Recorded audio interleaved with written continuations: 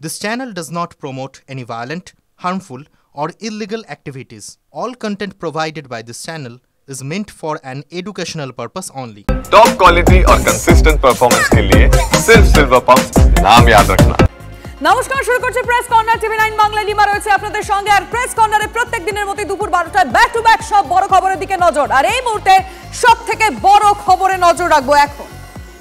গ্রাম দখলকে কেন্দ্র করে লাভপুরে দুই গোষ্ঠীর সংঘর্ষে বোমাবাজি, দুজনের মৃত্যুর খবর পাওয়া যাচ্ছে। গ্রাম দখলকে কেন্দ্র করে বোমাবাজির খবর আসছে। দফায় দফায় অশান্তি। হাতিয়া গ্রামে নকল কয়েন বিক্রিকে কেন্দ্র করে সংঘর্ষ বলে খবর। কি পরিস্থিতি, পুলিশ এখনো পর্যন্ত কি বলছে, আমাদের রিপোর্টার হিমাদ্রি জানাবেন। হিমাদ্রি। হ্যাঁ দেখো, একেবারেই গতকাল থেকে অশান্তি চলছে হাতিয়া গ্রাম, লাভপুরের হাতিয়া গ্রাম। সেখানে কিন্তু ব্যাপক বোমাবাজি হয়েছে। বোমাবাজির কারণে দুজনের মৃত্যু হয়েছে এমনটাই কিন্তু জানা যাচ্ছে।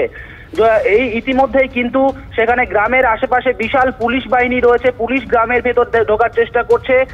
স্থানীয় বাসিন্দারা তারা জানাচ্ছেন যে ফেরার ছিলেন দুই গোষ্ঠীর মধ্যে এক গোষ্ঠীর লোকজন দীর্ঘ প্রায় 6 মাস ধরে গ্রামের বাইরে ছিলেন। তারা যখন গ্রাম ঢোকার চেষ্টা করে, অপর গোষ্ঠী তাদের রোখার চেষ্টা করে, এর মধ্যেই হয় বোমাবাজি।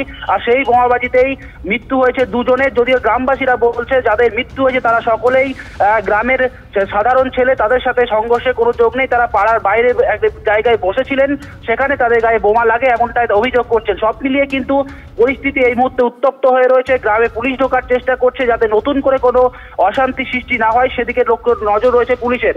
কিন্তু কি কারণে এই ধরনের ঘটনা ঘটলো? নকল কয়েন কিন্তু এখানে প্রথম নয়। এই গ্রামগুলিতে, লাভপুরের একাধিক জায়গায়, শুধু এই গ্রাম নয়, সেগুলিতে কিন্তু নকল কয়েন দীর্ঘদিন ধরে বিক্রি করা হয়। নকল কয়েনের একটা র্যাকেট সেখানে কাজ করে এবং সেই নকল কয়েনকে দখল কার কাছে থাকবে, গ্রামের রাশ কার হাতে থাকবে, এই নিয়ে কিন্তু উত্তেজনা। ব্যাপক বোমাবাজি কাল থেকে ঘটনা সূত্রপাত হয়েছে। এরপর কিন্তু আজ সকালে দুজনের মৃত্যুর খবর পাওয়া গেল। তুমি নজর রাখো হিমাদ্রি। নিঃসন্দেহে এই মুহূর্তে অন্যতম বড় খবর, গ্রাম দখলকে কেন্দ্র করে বোমাবাজি এবং দুজনের মৃত্যুর খবর সামনে আসছে।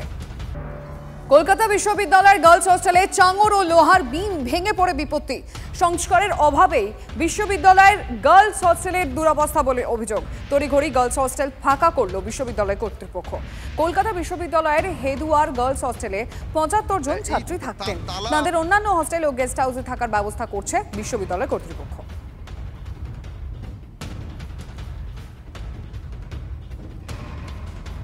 অবস্থায় দেখছি হঠাৎ অনেকটা আওয়াজ শব্দ হয়েই ভেঙে পড়ছে। তো ওই মুহূর্তে আমি তাকিয়ে দেখছি পুরো এরকমইভাবে পুরো ভেঙে গেছে। তবে সেই অবস্থাতে পুরো ওগুলো যেগুলো ভেঙে গেছে তার কিছু কিছু অংশ গুঁড়ো, কাঠের গুঁড়ো বা অন্যান্য কিছু অংশ সেগুলো গায়েই পড়েছিল। আমি হঠাৎ ওখানে ভয় পেয়েই পাশের রুমে চলে যাই।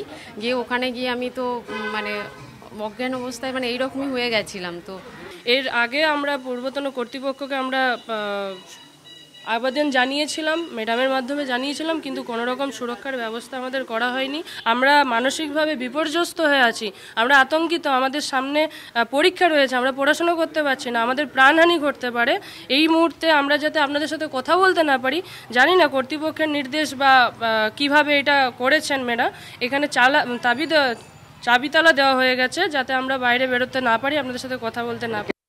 আমরা এখনো পর্যন্ত যেটা জানতে পারছি যে প্রায় 75 জনের কাছাকাছি আবাসিক ছাত্রী এখানে রয়েছেন। তবে এই বিপত্তি বা বিপর্যয়ের পর এখানকার ছাত্রীদের অন্যত্র সরিয়ে নিয়ে যাওয়ার বিষয়ে আশ্বাস দেওয়া হয়েছে বিশ্ববিদ্যালয় কর্তৃপক্ষের তরফ থেকে। তবে ঘটনার পর ইতিমধ্যেই বেশ খানিকটা সময় বা বেশ কয়েক ঘন্টা অতিক্রান্ত হয়ে গেলেও এখনও পর্যন্ত এই হোস্টেলের যারা আবাসিক বা ছাত্রীরা রয়েছেন তাদের কিন্তু অন্যত্র স্থানান্তরিত করা হয়নি।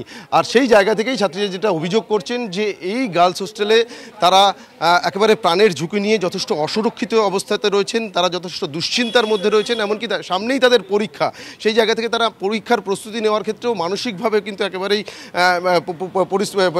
তারা ভেঙে পড়েছেন। তবে সব মিলিয়ে কিন্তু এই হোস্টেলের মধ্যে যে ছাত্রীরা রয়েছেন তাদের সুরক্ষিত জায়গায় সরিয়ে নিয়ে যাওয়ার ব্যবস্থা বিশ্ববিদ্যালয় কর্তৃপক্ষের তরফ থেকে কখন করা হয় সেটাই কিন্তু এখন দেখার। ক্যামেরায় অমিতের সঙ্গে সুপ্রিয় গুহ, টিভি9 বাংলা।